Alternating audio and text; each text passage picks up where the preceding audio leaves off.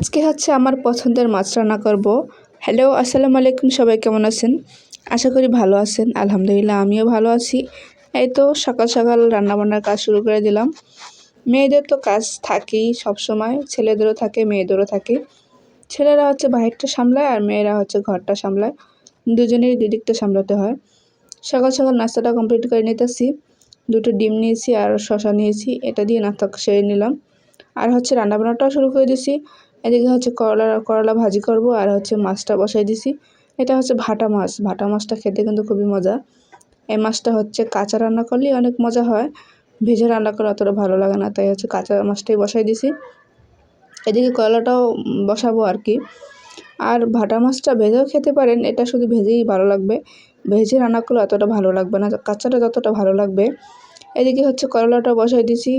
সবাই ভালো থাকবেন, আল্লাহ হাফেজ।